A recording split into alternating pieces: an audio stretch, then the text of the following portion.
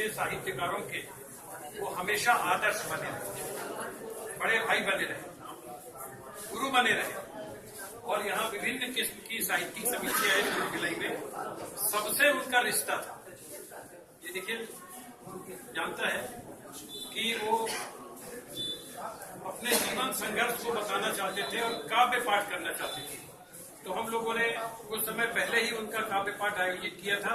उसमें काव्य पाठ करते हुए उन्होंने बड़ी प्रसन्नता व्यक्त की थी और अपने जीवन संघर्ष को सामने रखा था।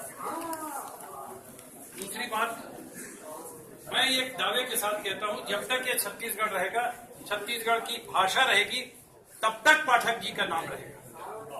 उन्होंने इतना किया है।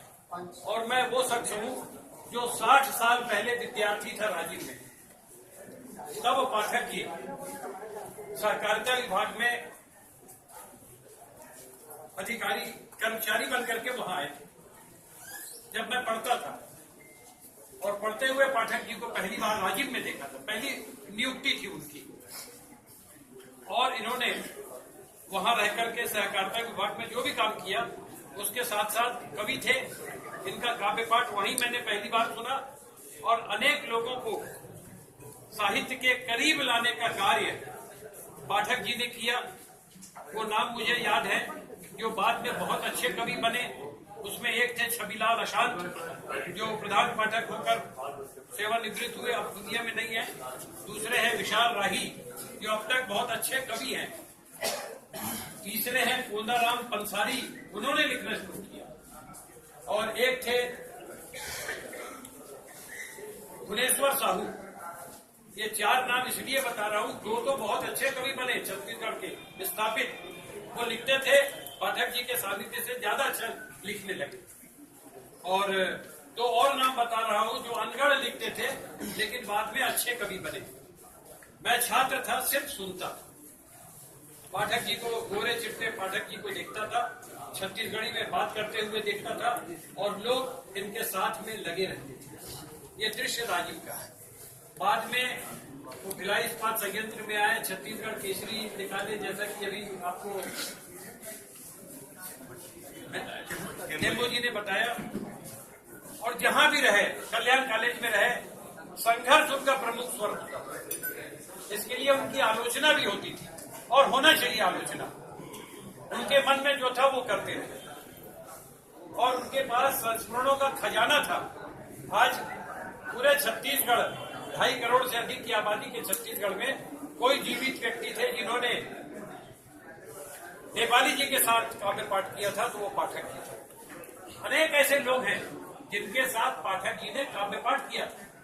पाठक जी ने रास्ता दिखाया था और छत्तीसगढ़ी कविता को लोकप्रिय बनाने में आज के दौर में पाठक जी से बड़ा कोई नाम नहीं था। और गौतम सिंह जी ठाकुर, भंवरलाल जी टाउरी, झूमर लाल जी टाउरी, इनके साथ कितनी लंबी, ठाकुर साहब तो हैं अभी, कहाँ हम नहीं गए इनके साथ में, कहाँ नहीं गए।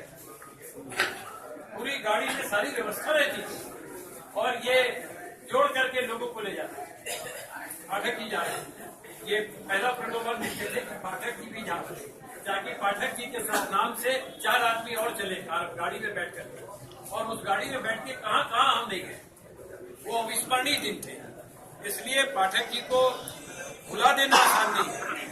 शासन ने भुला दिया, शासन को जो देना था छत्तीसगढ़ शासन को, पाठक जी को नहीं दे पाए। उसका मलाल रहेगा, पाठक जी को नहीं, छत्तीसगढ़ शासन को मलाल रहेगा कि जिसका सम्मान होना था, जिसको कुछ मिलना था, वो नहीं दे पाई तो नहीं। सम्मान से कोई व्यक्ति खड़ा नहीं हो जाता। प्रेमचंद जी को तो जीते जी इतना बड़ा सम्मान ही नहीं मिला था, मिला ही नहीं था सम्मान। उस समय का बड़ा श्रेष्ठ पुरस्कार था मंगला प्रसाद पारितोषिक परिणाम लखनऊ से, वो प्रेमचंद जी को नहीं मिला। तो ऐसे बने अनेक उदाहरण हो सकते हैं, लेकिन पाठक जी हमेशा दिल में बने रहेंगे। यहाँ तमाम तबके के लोग आए हुए, दूर दूर से आए हुए हैं और कल से फोन पे सब बातचीत हो रही है। मेरी ललित सुरजन से बातचीत हुई, प्रभाकर चौबे से बातचीत हुई और बलदेव साहु से बातचीत हुई। सारे लोग पूछ रहे हैं कि भैया पाठक जी नहीं, और पाठक जी से जाए से कम 20 पाठक जी, तो एक संबंध बने रहे बातचीत होती से। ये सारी बातें हो रही है लगातार। इससे ये पता चलता है कि व्यक्ति का वजूद कितना है। और मित्रों, आने वाले कल पाठक जी को हम नए रूप में याद करते रहेंगे और उनकी स्मृति को बनाए रखने के लिए कुछ ऐसा करेंगे ताकि पाठक जी की स्मृति अक्षुण्ण बना रहे। मैं भिलाई दुर्ग के और पूरे छत्तीसगढ़ की आए हुए हैं, इनसे बड़े निकट के संबंध थे, इन सब की ओर से उन्हें विनम्र श्रद्धांजलि अर्पित।